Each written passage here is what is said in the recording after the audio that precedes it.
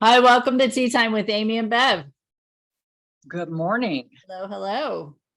How's How it going? are you? I asked first. Ha ha ha. Oh, I didn't hear you because I was talking. I'm good.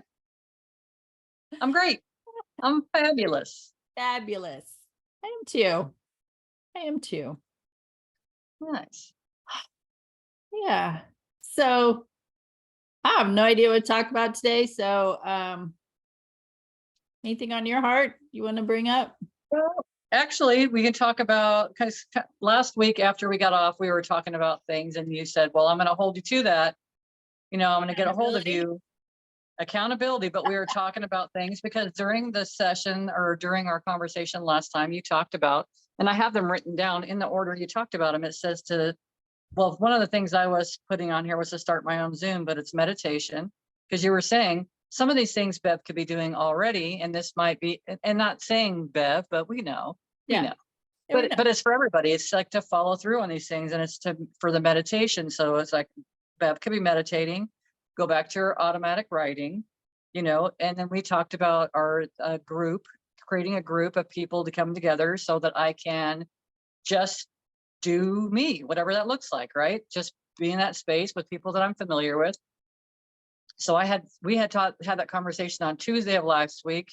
Wednesday morning, I go in to get my hair done. Then I'm asked, "Hey, do you do any? Would you be willing to talk to about a few younger adults? They're over the age of 18, but younger.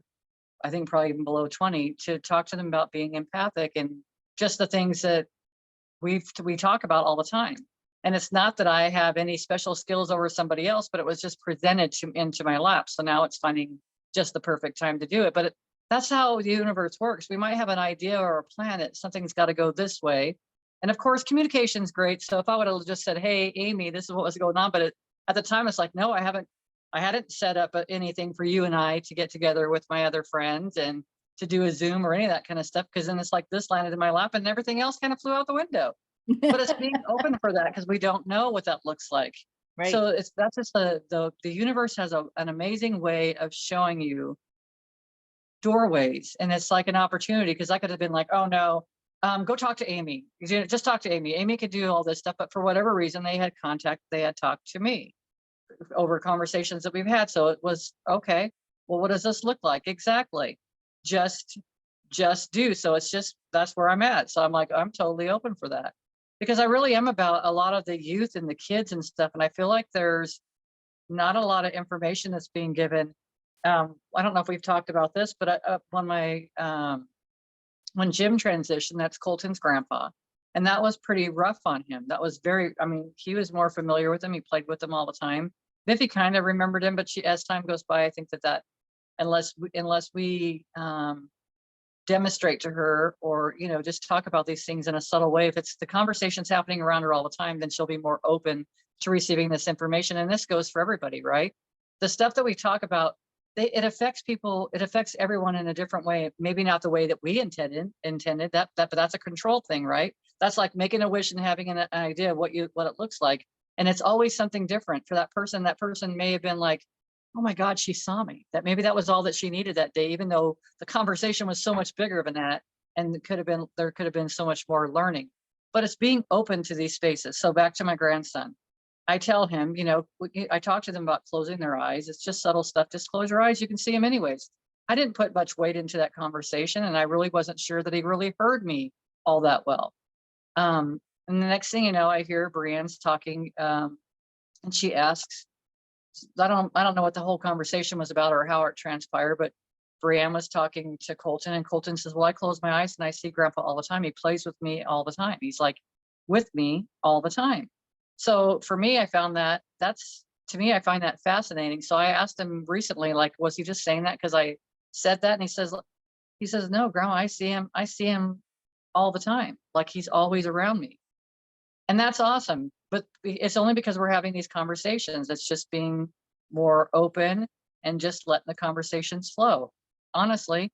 And even for our children, if there's something that we feel like they can use from us, it's just being ourselves. And our soul knows when to bring forward information that they're going to be able to hear or not hear. Even though someone may be saying to you, I know, I know, I know, I know. They're still hearing it. It doesn't matter. They're still hearing it. So it's not getting wrapped up in it, because the I knows, well, that was me before. I know. My mom would tell us something. I know. I know. I was always like that. And I also know that that shut me off from receiving more. Can it shut you off completely? I don't think so. I think the information is always there. You just kind of shut your own door for yourself. Like, I know, I don't need any other information. But there's just so much. There's just so much that changes, and that's what I've noticed the last few days. It's just all these things that are coming up and showing me that the universe hears. It's hearing you. It's pointing you in this Something- direction. Yeah, something that came to me when you first started talking, how, we talked about the stuff from last week, and then I had asked you to set, and this was off camera, I believe, that I Yes. asked you to set a date and time to do a group, to do a practice session. And I said, you have 3 days to set that, right? And I was setting up this accountability to get the momentum going, to get thinking about it, get it set. Then, as that time and date is set, now the momentum's going. The universe is like, oh, she's putting this together. We're gonna do this. Now now it's time to line up the people who can come and be a part of that group, to give a safe space for Bev to practice her skills and get better. And because it's super scary, just, people know, like, we just didn't start doing this podcast just like feeling amazing about it. I was more comfortable with it than Bev was, because I've been doing it for a while. I've been in front of people for several years now. And, it was a coaxing Bev into doing it for a little while. And then she said yes. And, here we are almost 3 years later. So in each time we get a little more comfortable, because we have more confidence. We know that we're going to show up just like we started this conversation. I don't know what we're going to talk about, but you know what? We always end up having a fabulous conversation. So this isn't something like we're super confident about. And so providing that safe space, that safe container to feel comfortable enough to make mistakes and sift through them to learn and grow, that was the process that was in my mind when we were talking off camera last week.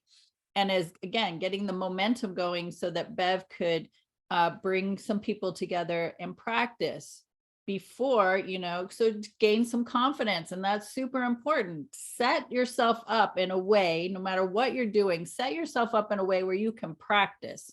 I'm having video issues, so I'm going to keep talking.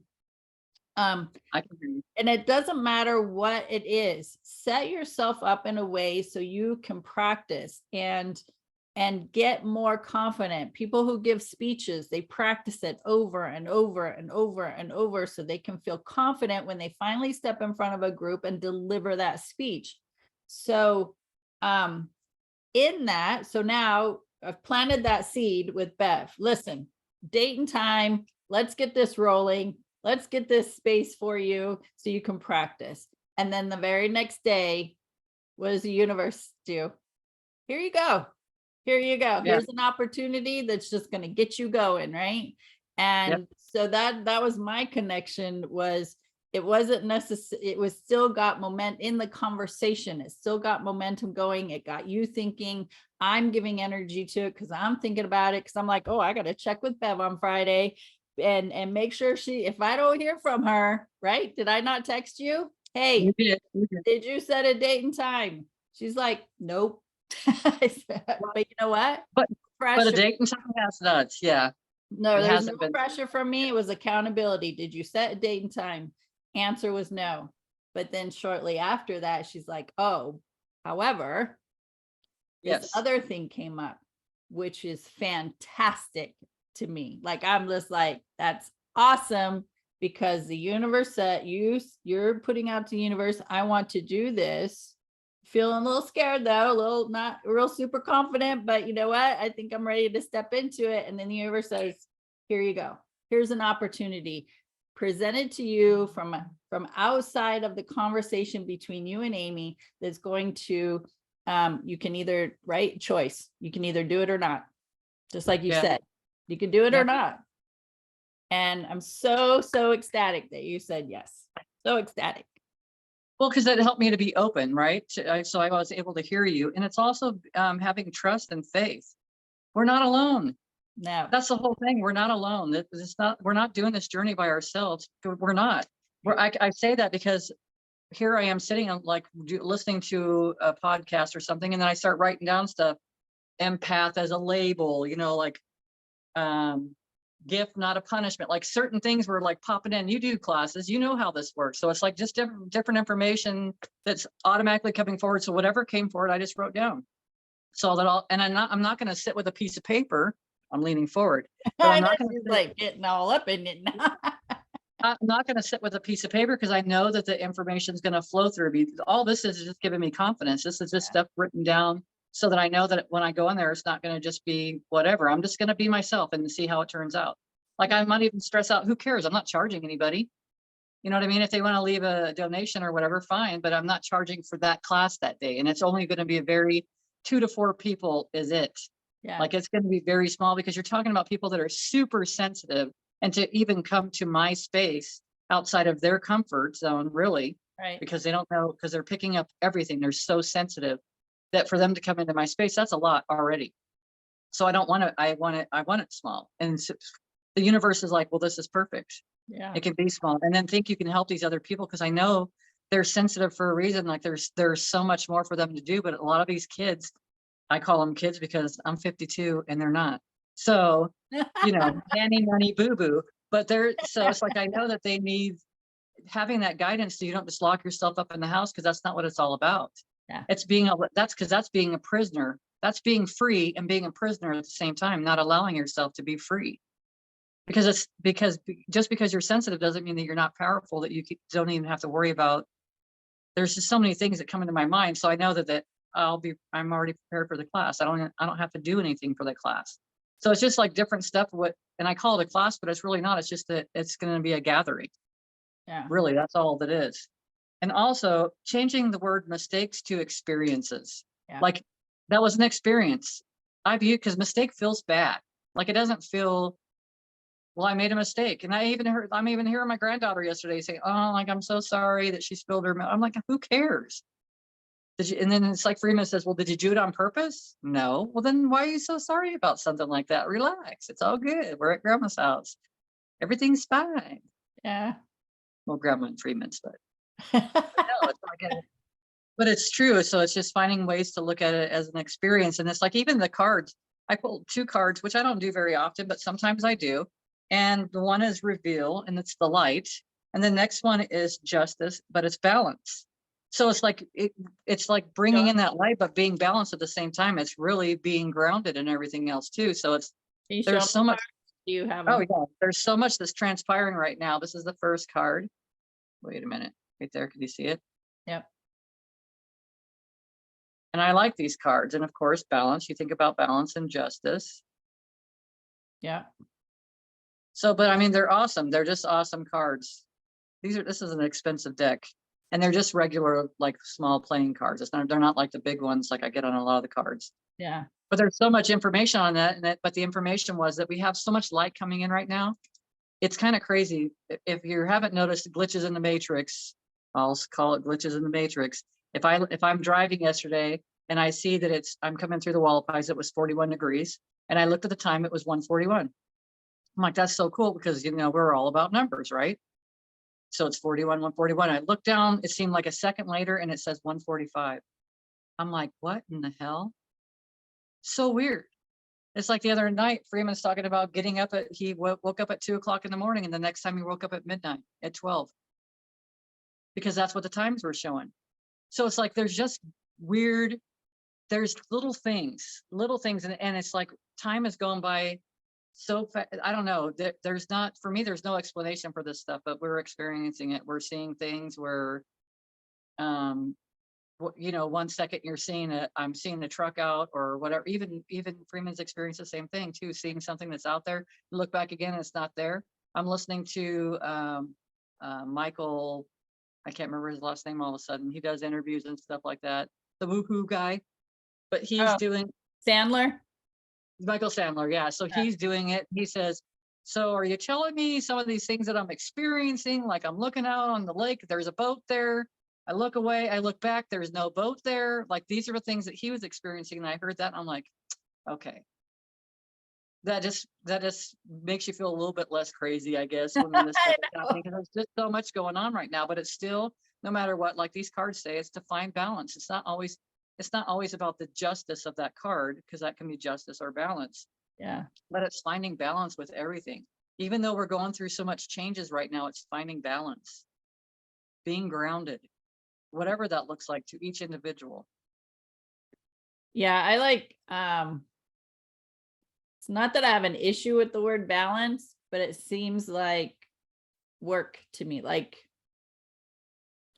making sure everything is in alignment in all areas of life, when really it's not ever. So we're in one category, then we're in another category, and it's just bringing harmony. So like, that dance. So the dance between, I'm focusing on my business, and then the dance when my husband gets home from work, and the dance of get ready for bed, and the dance of getting up in the morning, right? It's and then the the meetings I go to, or the coaching sessions I have, or the classes I'm doing, it's just moving from one to the next in harmony, instead of trying, it's like that, trying to keep the teeter-totter perfectly in alignment, when sometimes we're going to go on one side and sometimes we're going to go on the other side. And so I hope that makes sense. But if the word balance feels good to you, use it. I'm not saying not to use it or it's wrong. I'm saying, to me, I like to look at things as being in harmony and flowy. And to me, balance seems rigid. And that's just my perception. And that's where I'm at right now with it. And that's okay. So I say harmony, Bev says balance. It all works. It's okay.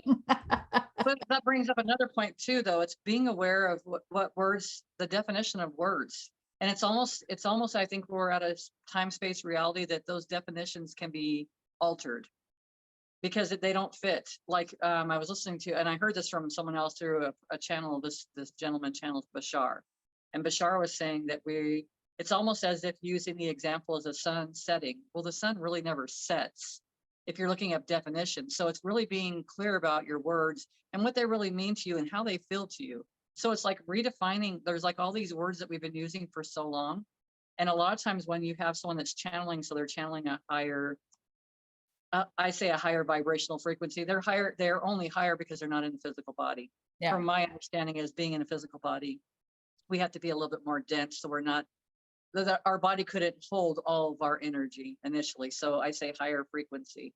And he's talking about that. And when they're using our words, it can kind of get a little bit muddled because it kind of changes things. And of course, then we've got everybody that has different feelings about the words. You know what I mean? What love feels like. So it's really redefining things.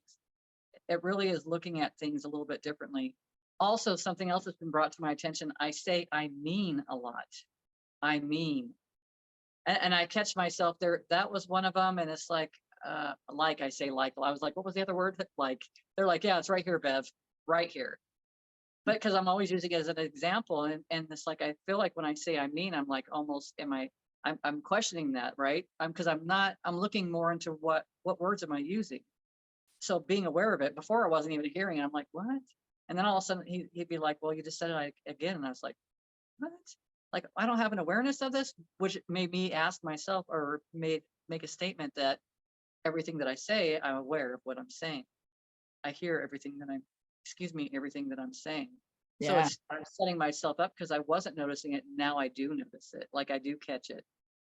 And then I'll say, I mean, like from my perspective, right? It's almost like, well, God, the universe, naming something, whatever is comfortable for everybody else, and it's not even necessary. It's like, just be yourself. And if someone has a question, answer the question. Like they might say, well, what do you mean when you say source? Well, this is what it means to me. What do you mean when you say God? Well, this is what it means to me.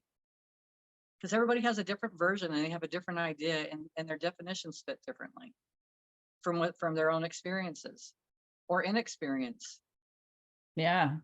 And it's based on upbringing and belief systems and patterns on how you're perceiving a conversation and what wells up in you. So somebody, like you said, somebody who has had a uncomfortable experience as far as a religious upbringing, they may still have, quote unquote, be mad at God or Jesus or the angels or whoever. And if you say God or Jesus, they ball up, they tense up, and they get triggered. Well, and from my perspective, when I say that, I'm saying love. It's all love. And I am one of those people who back in the day, after having my experiences, blamed God and whoever else. I'm like, if you were real, why are you letting this happen? Right. I was one of those people who I don't have a religious upbringing, but I definitely was mad at God for the things that happened to me. And I needed to do some healing. And yes, I say needed to, because if I hadn't chosen that route, then I wouldn't be where I am today. Absolutely. At the time, it was a choice for me to do it. But I knew if I was going to have any kind of just good life from that point forward, I needed to make a change. That was on me. That was my choice. So words are very powerful, and listening to yourself. I've been around people who every other word, every 2 to 3 words, the word like is placed in there. And it's like, okay, can we just have a conversation without saying that word, please? And I'm like, oh, like it triggered me. And that was my deal. And so it's my option. Don't have a conversation with them, or don't listen to them, go do something else. The other one is people, or it's real common for them to say, know what I mean? Like every few words, know what I mean? And after a while, when I get to know somebody and they do that, I just look at them like, no, explain it to me, please. And I was really calm and nonchalant about it. I'm like, no, explain it to me from your perspective, because the way I'm seeing it might be different. So there's no need to say that every few words or every time you make a statement, just like you're saying. I mean, and we get in those patterns, and it's habitual. We get this language, this verbiage, and it's just habitual. And then you hang out with somebody who does that, and then you take that on and you do it. But because now it's just part of the conversation with this person and you're used to it, now you take that and you go out into your other relationships and using that same language. And then you come across somebody like me. I'm like, nope, tell me what you mean. No, I don't have a clue what's going on in your head. So, but we got to listen to ourselves. I was talking to a lady who took a speech class in college, and she was telling me, I was telling her how I was, last year I was prepping to do a speech for a big group of women. And she says, she's giving me these pointers about having giving a speech. And she said, the one thing they teach you in speech class is don't, in the break of a sentence or in the break of the next thing you're going to say, don't say She said, don't say you just sit, you just, in that moment, just take a breath and then continue. Well, I said and I'm okay with it. I was super, super nervous because I was in that space of the little girl inside of me, are they judging me? They're going to criticize me. They're going to talk about me, right? That little girl in me still welling up, and I could feel her.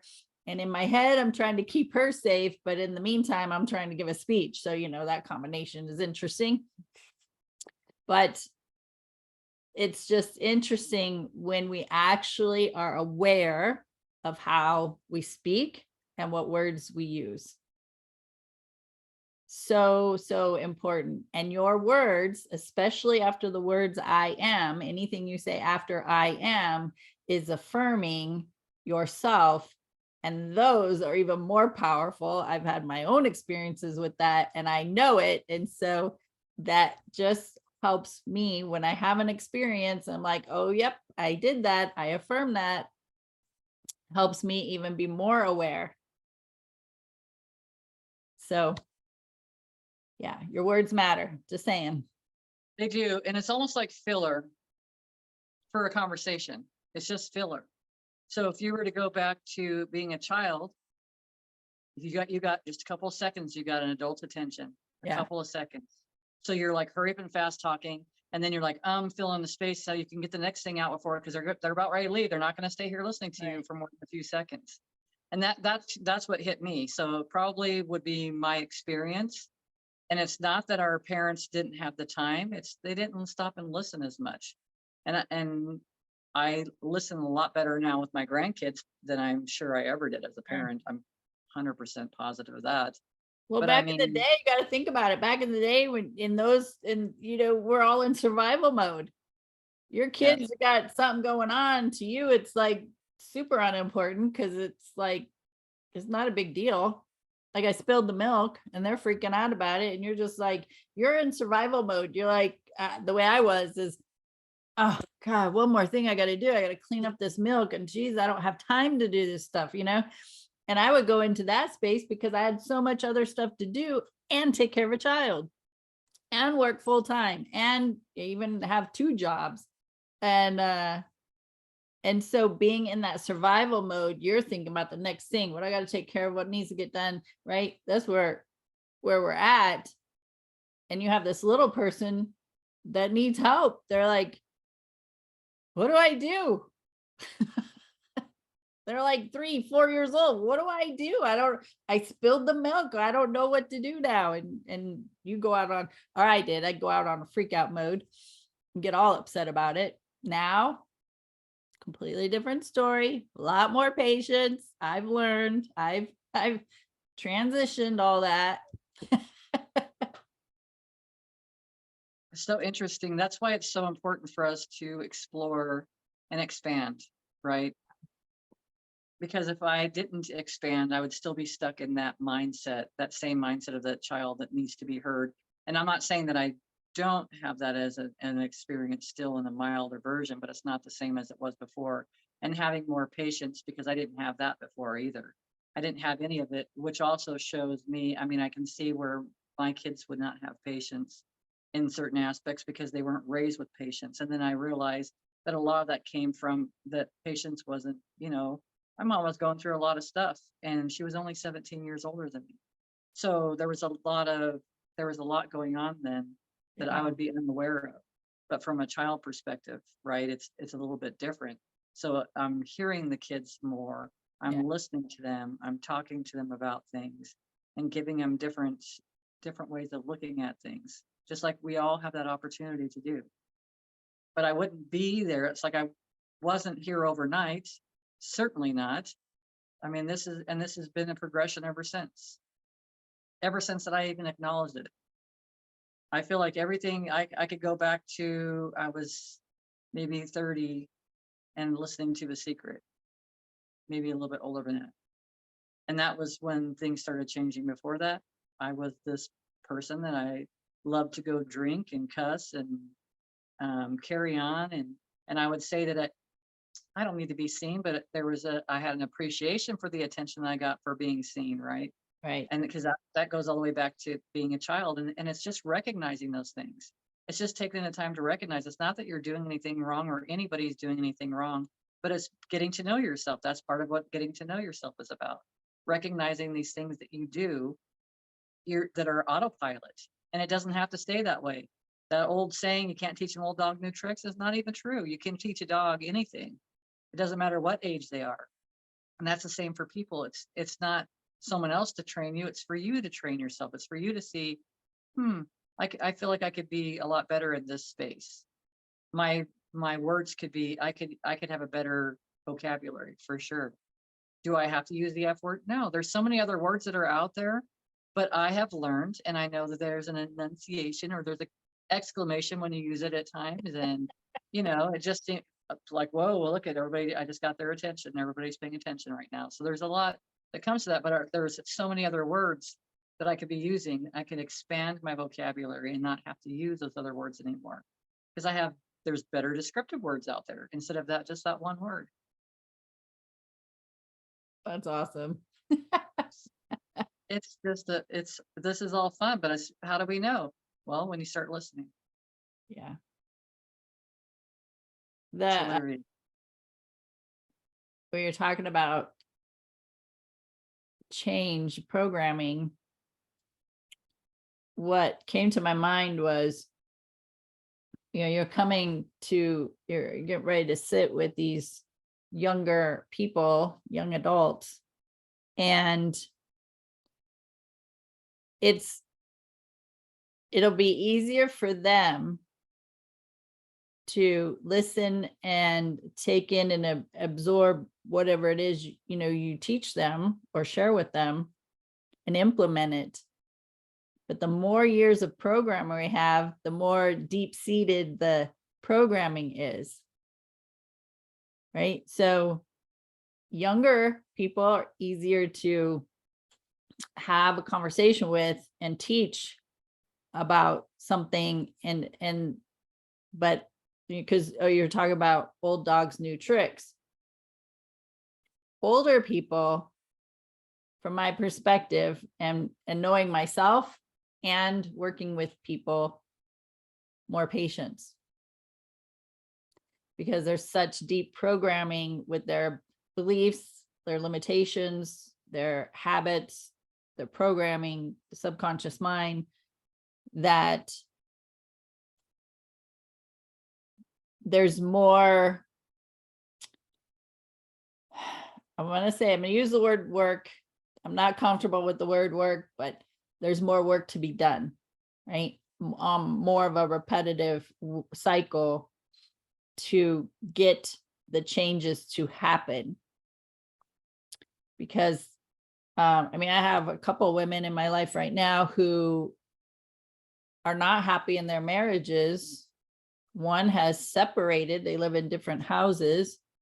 The other one still living with their spouse and not happy at all. But because of their belief and what they were taught is you don't get divorced. You don't get divorced. It's just the way it is. You made that commitment, you stay in it, you're in it for life. Okay, that's your belief system. And it's your choice, right? It's not for me to say this is right or wrong. The people today, younger people today, are like, I ain't happy, I'm done. Right? I'm out. Peace out, bro. This isn't joyful to me, and I'm not gonna stick around. I'm gonna go find my joy. I'm gonna go be in my joy, because that's where I'm happiest, and that's when great things happen for me. So, you have a 50, 60, 70-year-old woman still married, unhappy. Younger people are like, no, this ain't kosher. Right? Either something's got to change or I'm out. We're done. And these other women are committed for life, till death do us part, till somebody takes their last breath. And so, not that it's my job to change them or change their perspective, because that's totally up to them, but I can offer them a different perspective. And just old dogs, new tricks. It is possible. It's absolutely possible. So if you feel like you fit that category, oh, I'm too old, I'm not ready to, or I can't change, or whatever that story is, that's just it. It's just a story, and the story can change. You rewrite it. you write a new chapter, you get your pen and paper and you start writing a new story. And that's absolutely a choice. And if you want to change, you can change, but keyword is want, if you want to. So you can do it if you want to. Yes. And I find it so awesome and amazing that we do have so many younger individuals that are, like we've talked about before, it's the ripple in the pond again. Honestly, that when they're stepping into their power and deciding, well, I'm not going to stay in this job till retirement.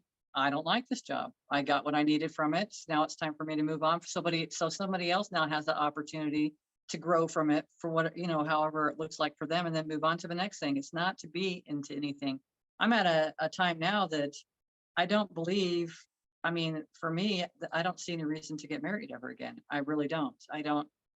That's my personal opinion. It's a contract with the government. I'm not signing contracts with the government. I'm not, and it's not that I'm anti all that. It's just that that's just not the reasons. It just doesn't resonate with me. You can, what did Esther Hicks would say, or Abraham? I like you pretty good. Let's see how this works out. And I think that's perfect. We don't have to go do anything else from there, and it's like I said before, it's all learning. All this is learning. You're learning as we go, and it's being open. When you find, like you said earlier, you used the word rigid. When you're so rigid that you're not allowing change, you're not allowing change. It's not anybody is doing anything to you.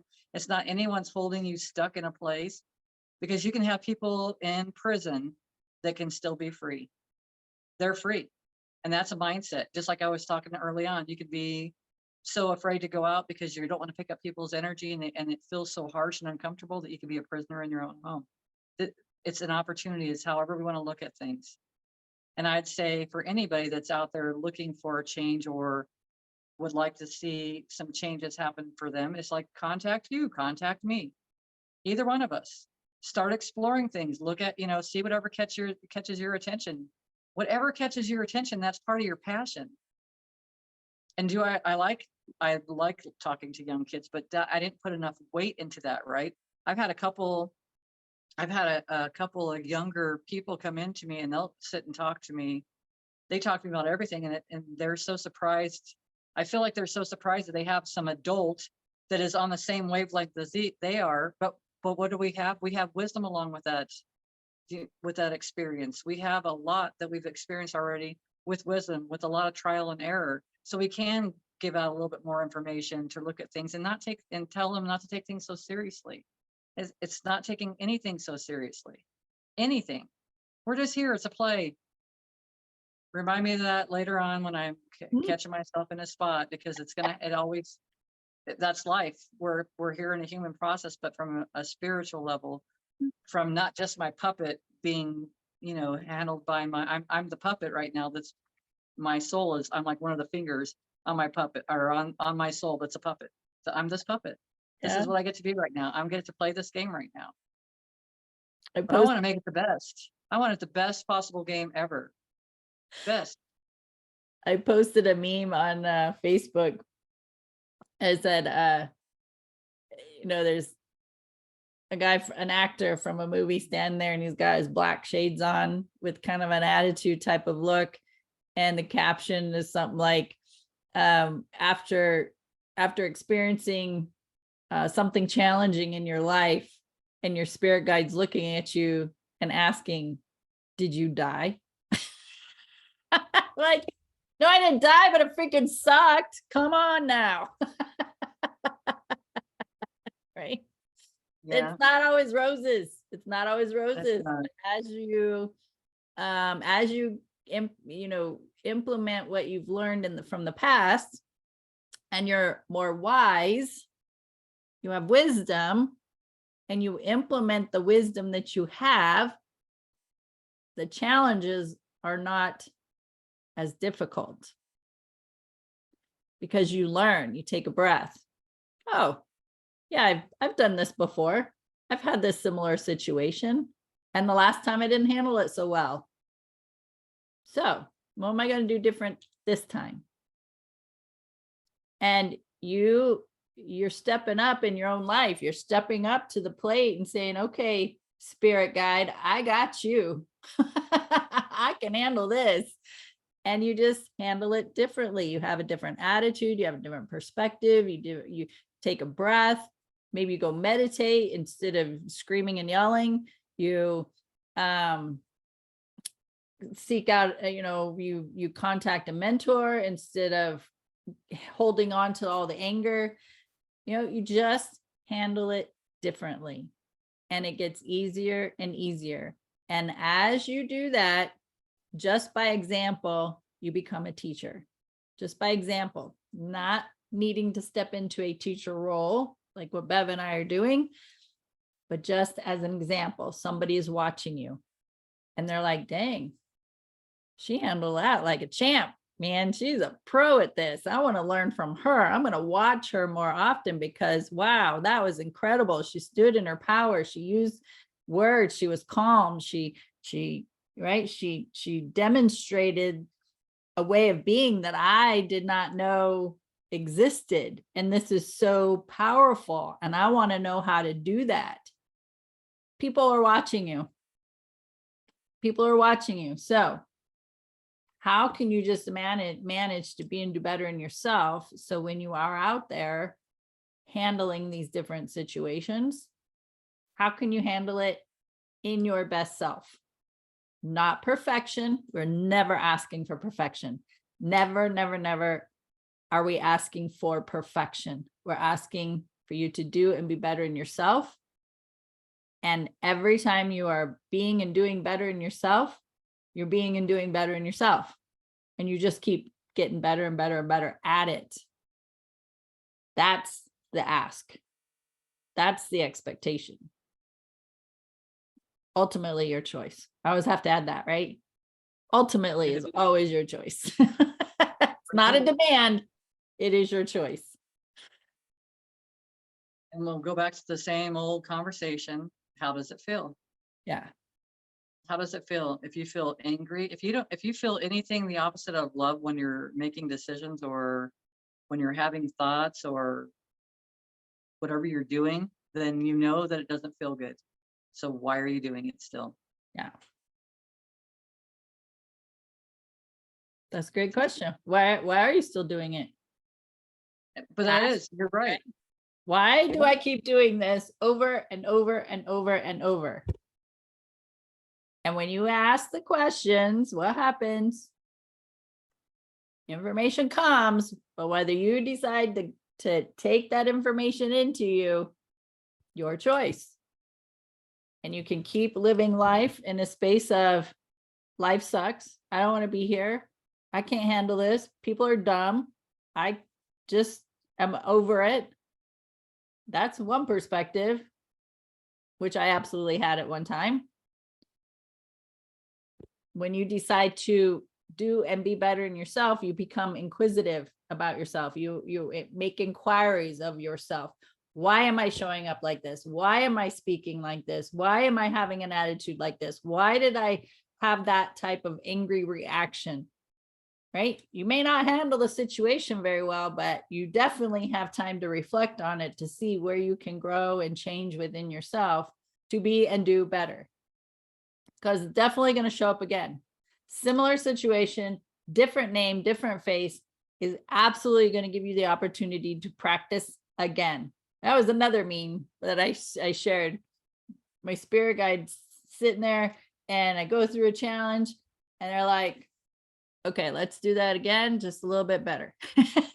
Like a director, right? There's spirit guides, our director of our life. And they're like, okay, all right, you did a little better with that one. Now let's maybe take 5 minutes of deep breathing instead of one deep breath. Okay, you got this, right? So we think about that. Have that voice in your head of your spirit guide or your angel or God or Jesus or Mother Mary or Mother Teresa or whoever in your head going, okay, you did a good job.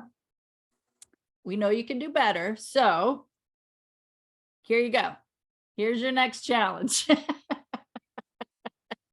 And that's the attitude I've taken about life. This is the attitude I think is so comical to think of it that way. And it makes it so much easier to know I have this this spiritual support team that is, watching over me, helping me, guiding me, loving me, and supporting me through this lifetime. But adding that humor makes it so much easier. It's not always the easiest thing when you have a challenge, but it makes it easier and more humor, more lighthearted. I find it's funny that we're talking about this, because I have a family member I was talking to yesterday, and they were having some situation with their job and stuff like that. And of course, you want to protect and defend and your own family members, right? So when this conversation was happening, my old way of handling things were totally different, because I wanted to insult the other person, Yeah. in a way that I was going to make whoever I was telling this laugh about, because that was my way. That was my Yeah.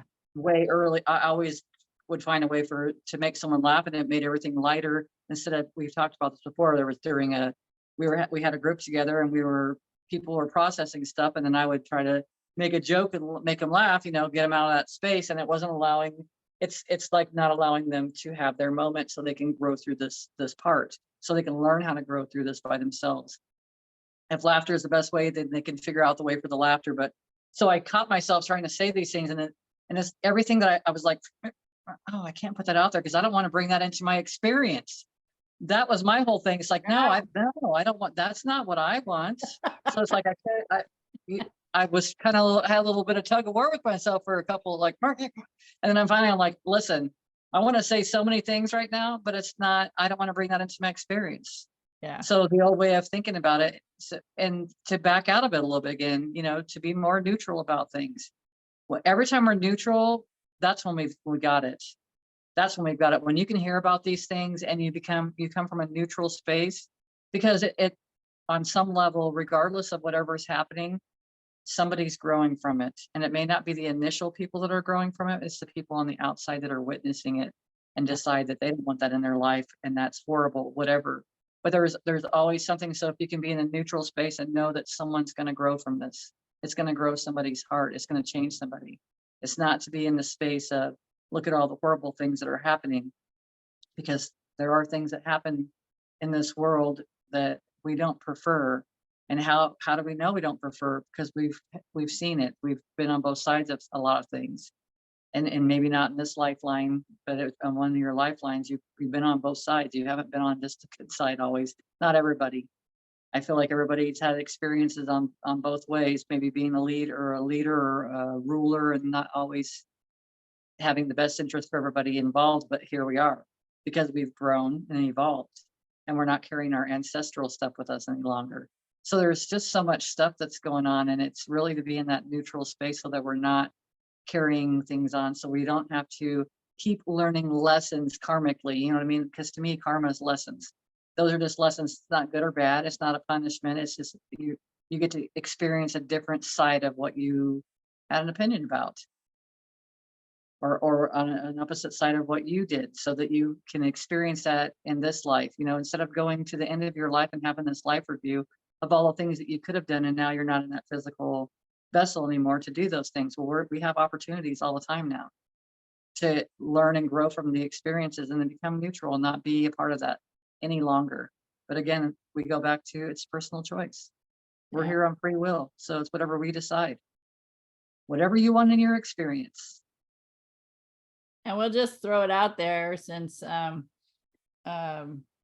need to be reminded of this too. Sometimes our spirit was actually excited about coming.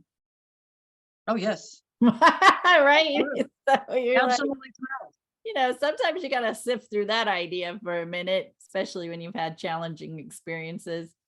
And now being on this other side of the other side of the fence of emotions, that I feel good way more often than I did before. That you could ask yourself, is my spirit having the best time? And that way, that takes the ego of Amy out of it. right? I still have free will, free choice, all the stuff. But am I living life to where my spirit feels like we're having a good time, or that we are, loving up on people the best way we can? Are we communicating with others in the best way we can? Are we showing up to hold the space for others in the best, of course, for ourselves first and foremost, but are we doing that for each other? And if my spirit is pure love, which I know it is, not if, my spirit is pure love, am I allowing my spirit to be expressive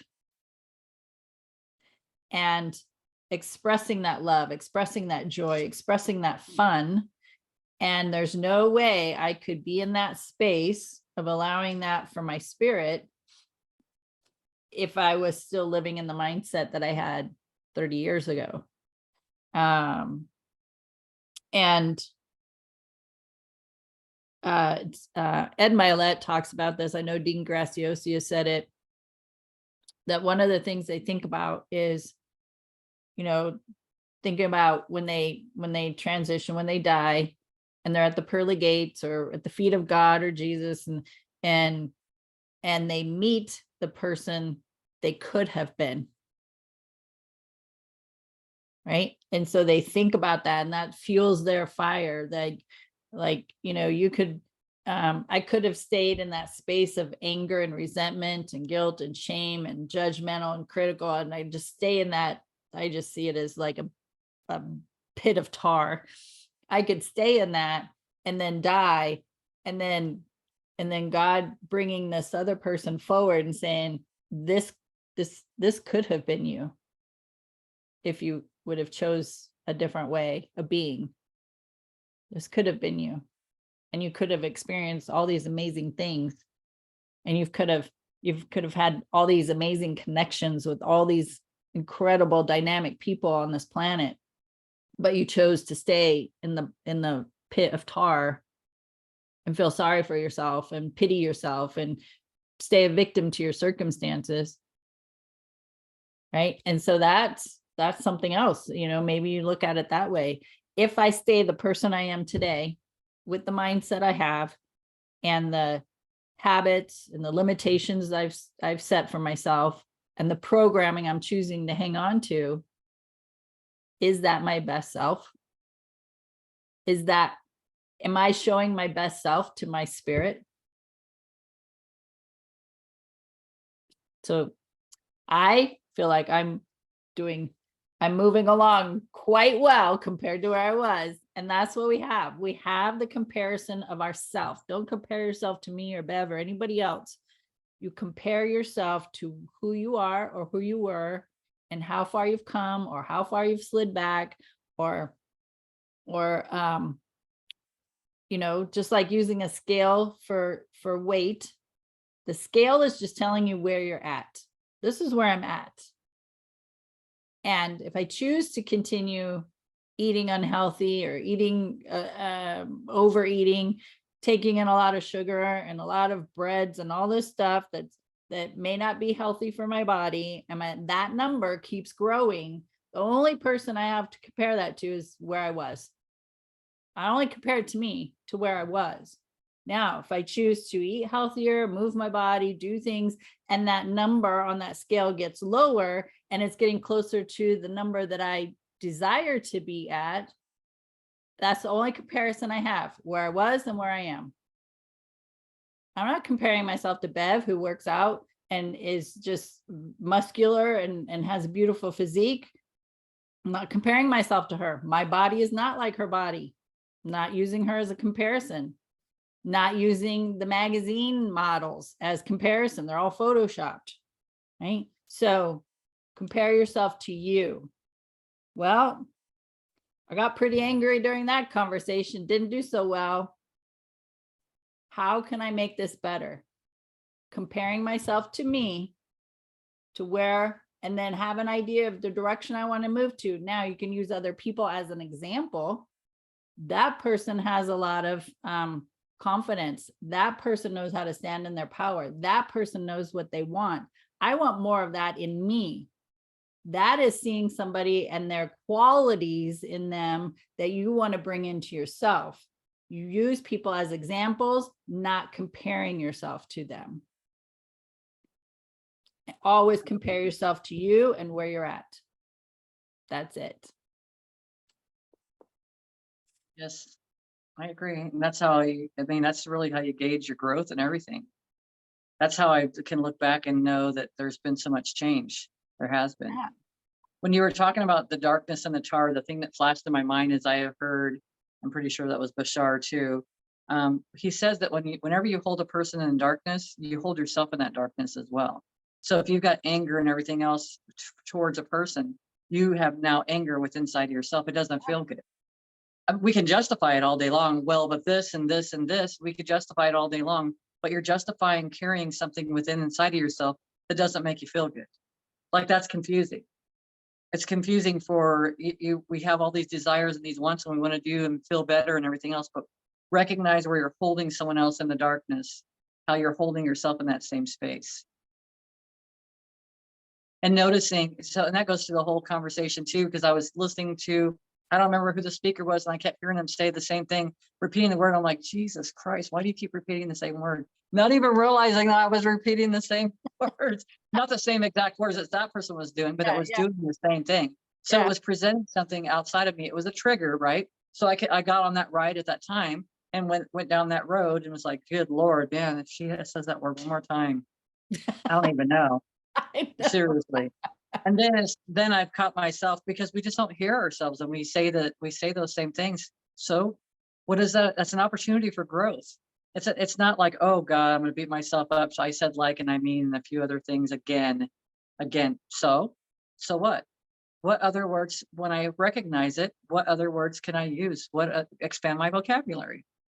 That's all that there is to it. It's really just, it's reprogramming. It goes back to the same thing we've been talking about. It's really being in that space. What feels good and what doesn't feel good. And if you catch yourself watching someone else and you're not appreciating when they're doing it, repeating it over and over again, then it's again asking yourself, well, how am I doing this? Because it's showing up in my experience for a reason. Yeah. And as soon as we let go of them, we start letting go of ourselves. So we're not holding ourselves in that space any longer either. This stuff can be super fun. And the other, what I thought of, because I experienced this when I was writing my writing career last year in 3 different books, is the way we talk. It's not the same way as the way we read. So if so keep that in your mind. If I was to take my words, everything that I was just saying, and I put them in a book and then read them back, what would that sound like when I'm reading the words instead of saying the words? So somebody who says, well, we got on a plane, it was pretty crowded, you know what I mean?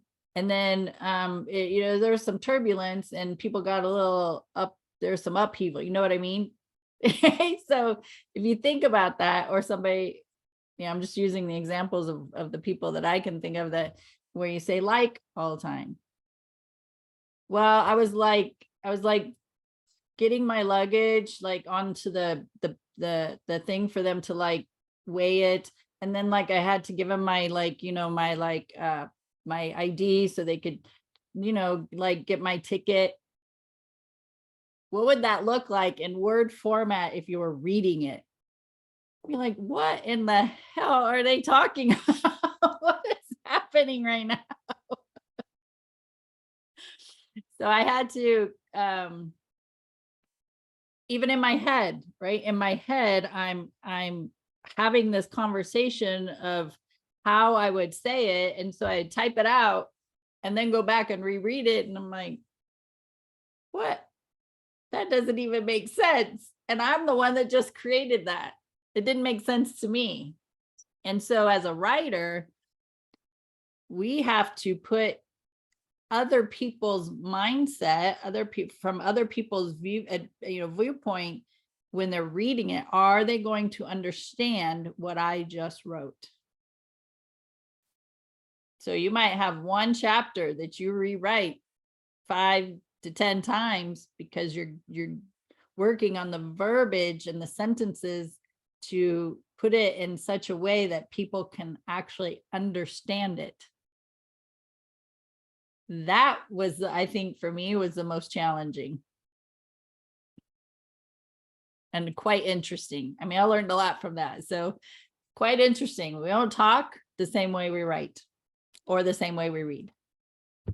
Oh, well, because I go over it and over it and over it and over it. Yeah. And there's that trusting thing, right? So if gosh, go into the writing thing, first of all, when you're describing the likes and you know what I mean, that's a character in the book, right? That's not a message that you're bringing forward, that you're just showing this is the character. This is how they talk all the time. So now you know how to identify who Bev is and who Amy is in the character book, right?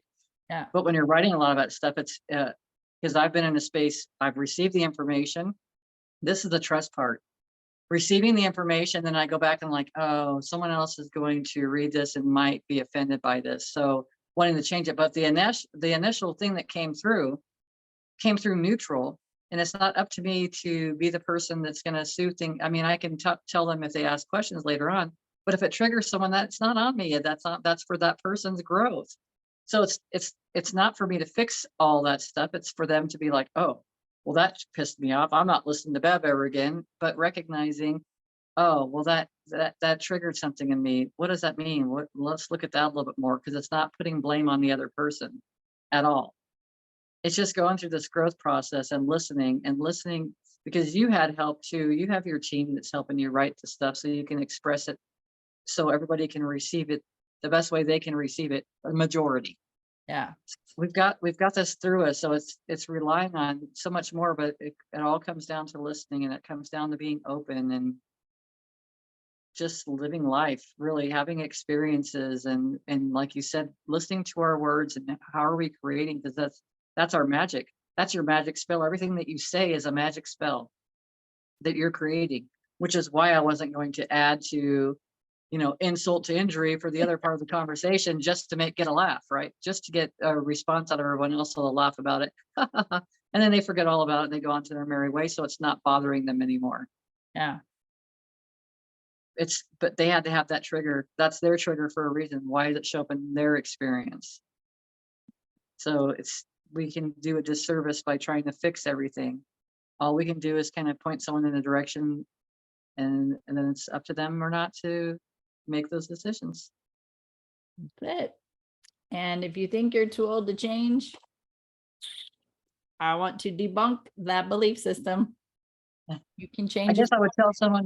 I would just tell them, okay, then I guess you are.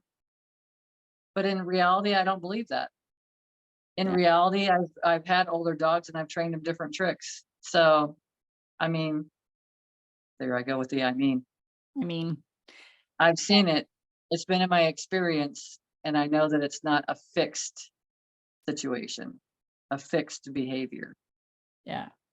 And when I talked about it earlier, I used it as from a coach's perspective that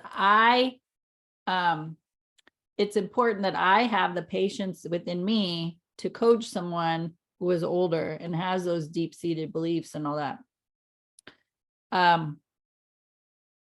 You have to have patience for yourself as well. So remember that. Have patience with yourself. You can change if you want to. Have patience with yourself. Keep going. Keep moving in the direction of change. Keep moving towards the person you want to be or desire to be. Keep going and have patience. And you'll get there. Focus on what you want. Your mind will help figure out those solutions, bring you the information, look for that information, listen to the conversations. Your mind will help you as long as you stay focused on the direction you want to go. Absolutely. There you have it. Your final There you words? have it. Just listen. Listening to everything. Yeah. Now it's that time. It is time. We're in that time for space reality that it's listen. And you can create war in your life or you can create peace in your life. It's your perspective, it's your choice. Absolutely. let's end the war within yourself, and then the war outside will dissipate. And that was the other thing when you said that. So when you said, when you have patience with yourself, the world shows up for you so differently than Yeah. it did before. Yeah, because you're not fighting It's again. awesome. Exactly. You don't have to take our words for it.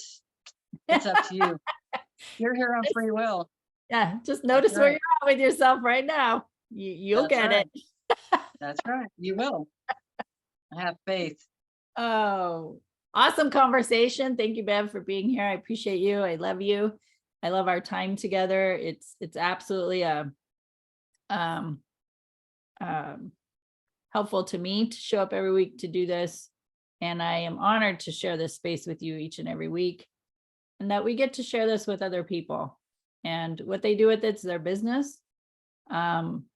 One person a week. If that's all we're doing this for, thank you for showing up for yourself, and thank you for listening. And we appreciate you. And we see Yes. you. And thank you. All right, my friends, make it an amazing week. We will see you next time. That's right. Bye.